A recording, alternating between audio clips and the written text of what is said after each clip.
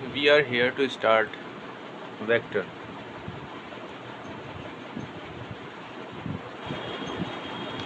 आज वेक्टर का हमारा पहला लेक्चर है एंड मैं पहले आपको बताऊंगा कि कैसे क्या होता है और हम वेक्टर किसे कहते हैं और भी क्या क्वांटिटीज़ हो सकती हैं फिज़िक्स में।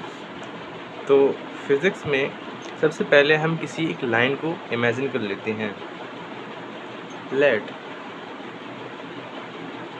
This is point A and this is the point B. अब मैं कह रहा हूँ कि इस लाइन की लेंथ जो है वो 1 मीटर की है। एज्यूम कर लिया कि इस लाइन की लेंथ 1 मीटर है, ठीक। अच्छा, मैंने इसको एज्यूम क्यों कर लिया? क्या मैं इसको मीज़र कर सकता हूँ क्या मैं इसको मीज़र कर सकता हूँ? क्योंकि ये एक लाइन है, एक फाइनाइट लाइन है, तो बिल्कुल मैं इसको एक मीज़र कर सकता हूँ। मैं किसी स्केल की हेल्प से इसको मीज़र कर सकता हूँ।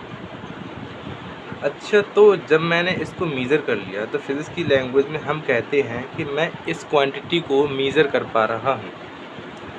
ये एक ऐसी क्वांटिटी है जिसको मैं मीज़र कर पा रहा हूँ। इसका मतलब वो क्वांटिटीज़ जिनको हम मीज़र कर सकते हैं। समझने की कोशिश करें, दुनिया में कई तरह की क्वांटिटीज़ होती हैं जिनको हम मीज़र कर भी सकते हैं और नहीं भी कर सकते हैं, लेकिन जिनको हम मीज़र कर सकते हैं उन क्वांटिटीज़ को फिज़िकल क्वांटिटीज़ कहते हैं। जैसे मैंने मान लिया कि ये कोई लाइन थी जिसकी लेंथ है 1 मीटर, जो कि मीज़रेबल है, इसलिए मैंने इसको क्या बोल दिया, फिज़िकल क्वांटिटी।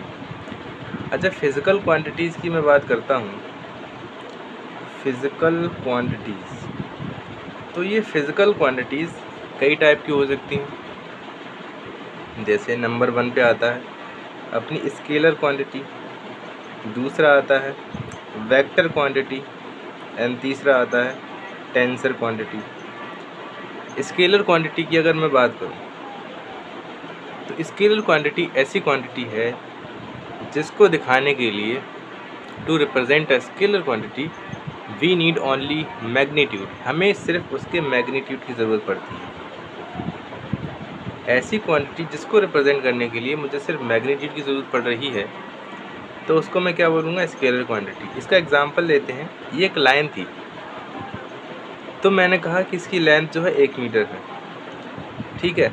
तो मुझे सिर्फ इस लाइन को रिप्रेजेंट करने के लिए उसके मैग्नीट्यूड यानी कि उसके वैल्यू की ज़रूरत पड़ी कि भाई ये लाइन कितनी लंबी है, ठीक है।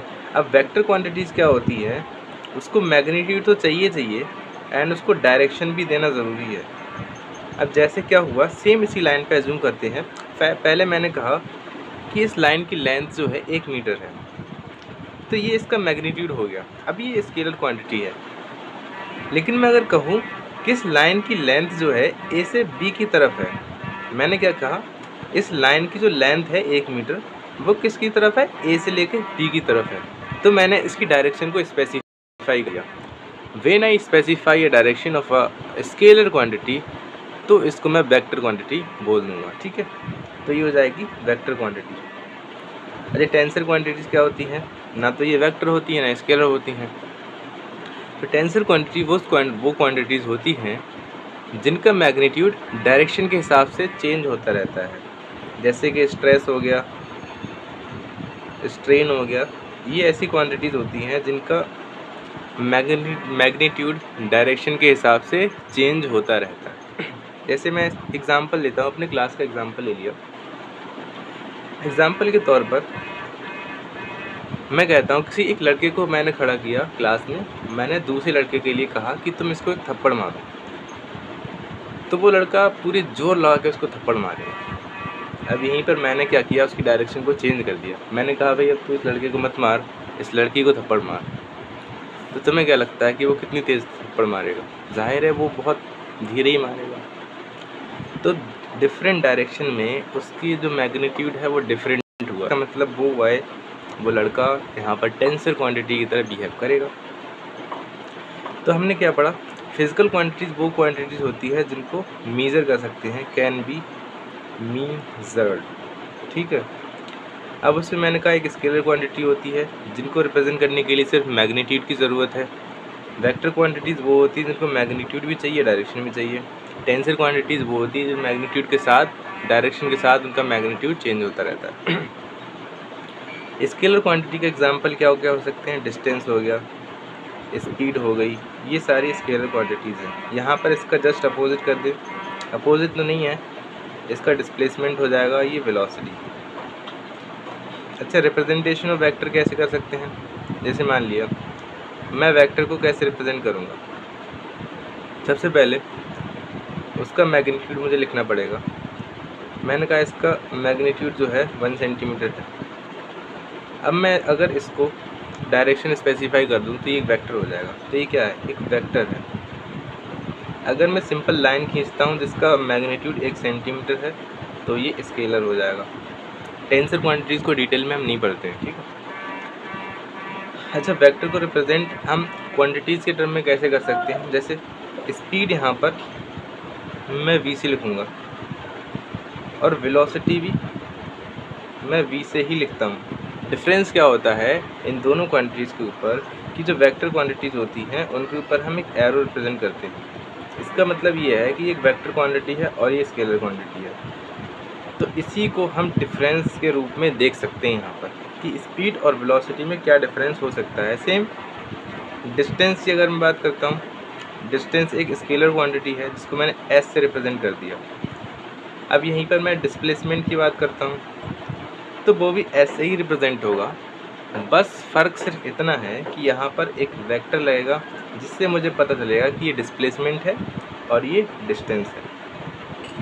तो स्केलर वर्सेस वेक्टर क्वांटिटीज़ में डिफरेंशिएट करने के लिए हम उनका जो रिप्रेजेंटेशन का तरीका होता है उससे डिफरेंशिएट कर सकते हैं।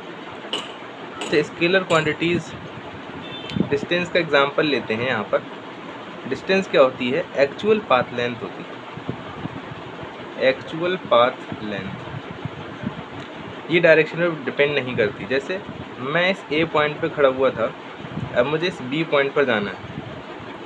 मैं ए पॉइंट पर खड़ा हुआ था, मुझे बी पॉइंट पर जाना है, तो ये कहीं से भी जा सकता है। यहाँ से यहाँ पहुँच गया, मान लो पहले इधर गया था फिर इस तरीके से बी पर पहुँच गया। तो ये एक्चुअल पाथ लेंथ जो होगी, टोटल जो पाथ लेंथ है वो उसका क्या हो जाएगा? डिस्टेंस हो जाएगा। तो ये डायरेक्शन में डिपेंड नहीं है। जबकि मुझे डिस्प्लेसमेंट के केस में क्या करना था? सिंपल से यहाँ जाना था। मुझे डायरेक्शन स्पेसिफाइड है कि मैं ए से बी की तरफ जाऊँगा। तो ये शॉर्टेस्ट जो लेंथ होगी, शॉर्टेस्ट डिस्टेंस होगी इनिशियल और फाइनल पोजीशन के बीच की, उसको मैं डिस्प्लेसमेंट बोलता हूँ। इसलिए मैंने इसको एस वेक्टर से लिख दिया, इसको मैंने एस से लिख दिया, ठीक है। तो ये डिफरेंस होता है कि डिस्प्लेसमेंट की डायरेक्शन स्पेसिफाइड है, मुझे ए से बी की तरफ ही जाना है, बट जो डिस्टेंस होगी उसकी कोई डायरेक्शन स्पेसिफाइड नहीं है। मैं किसी भी रास्ते से अपनी फाइनल डेस्टिनी पे पहुंच सकता हूं। That's it, this is the distance and displacement. इसी तरीके से हमारे पास एक्सेलरेशन एक वेक्टर क्वांटिटी होता है। फोर्स का एग्जांपल मैंने कहा, फोर्स का एक एग्जांपल लेके देखते हैं। पता कैसे चलेगा कि ये वेक्टर है, स्केलर क्वांटिटी है? हम इसको पहले एज्यूम करके देखते हैं। मैंने आपसे कहा कि यहाँ फोर्स को लगाइए, फोर्स लगाइए। ये कोई ऑब्जेक्ट रखा हुआ है ज़मीन पर, इस पर आपको फोर्स लगाना है। तो क्या आप फोर्स लगा सकते हैं बिना किसी डायरेक्शन के? आप सोच कर देखिए, क्योंकि फोर्स लगाने के मेरे पास कई तरीके हैं। एक तो मैं पहला तरीका F1 यहाँ से लगा सकता हूँ, दूसरा F2 यहाँ से लगा सकता हूँ, तीसरा F3 यहाँ से लगा सकता हूँ। 3 मेरे पास यहाँ पर 2 डायमेंशन में देखने को मिल रहा है। तो जब तक मैं फोर्स के लगाने के लिए उसकी डायरेक्शन नहीं बताऊँगा तब तक मैं अपनी बात को पूरा नहीं कर रहा। तो तुम कंफ्यूज ही रहोगे कि मैं फ़ोर्स लगाऊं तो किधर लगाऊं। समझ में आ रहा है ना बात? क्योंकि फ़ोर्स को लगाने के लिए मुझे एक डायरेक्शन भी चाहिए, तभी मुझे पता चलेगा। अब मैं कहूँ तुमसे तुम फोर्स लगाओ राइट डायरेक्शन में, तब तो तुम लगा दो कि भाई इधर मुझे लगाना, फोर्स लग जाएगा आराम से, ठीक है। अगर मैं फोर्स के लिए डायरेक्शन की बात ना करूँ तो आप नहीं लगा सकते किसी भी कीमत पर। अब मैं आपसे कहूँ, लेंथ का एक एग्जांपल लेते हैं। मैंने कहा 10 सेंटीमीटर का कोई भी ऑब्जेक्ट लेके आइए जो कि 10 सेंटीमीटर का हो। तो आप सोचेंगे नहीं कि मुझे किस डायरेक्शन में 10 सेंटीमीटर का ऑब्जेक्ट लेना है। क्योंकि वो सारी डायरेक्शन में एक ही होगा। लेंथ मेज़र कर रहा है ना भाई, चाहे तुम उसके लिए एक पेन ले लो, चाहे पेन ले लो या कोई फ़ोन ले लो 10 सेंटीमीटर का अगर है वो, तो उससे डिपेंड नहीं करता कि वो किस डायरेक्शन में है। लेंथ के लिए हमें डायरेक्शन की ज़रूरत नहीं है, क्योंकि हमारे पास कोई ऑप्शन नहीं है। जबकि फोर्स के केस में हमारे पास 3 ऑप्शन थे, लेकिन लेंथ के केस में हमारे पास नहीं है। सिर्फ हम मेज़र करेंगे और उस ऑब्जेक्ट को मुझे लाकर दे देंगे, बस इतना सा है। तो आप एज्यूम कर के देखिए कि क्या किसी भी क्वांटिटी के लिए डायरेक्शन की ज़रूरत है। अगर उसको डायरेक्शन की ज़रूरत है तो वो वेक्टर क्वांटिटी होगी, अगर उसको डायरेक्शन की ज़रूरत नहीं है तो वो स्केलर क्वांटिटी होगी। ठीक है, तो हमने क्या पढ़ा, वेक्टर क्वांटिटीज़ के बारे में पढ़ा। वेक्टर क्वांटिटीज़ क्या होती है, मैग्नीट्यूड और डायरेक्शन की ज़रूरत होती है।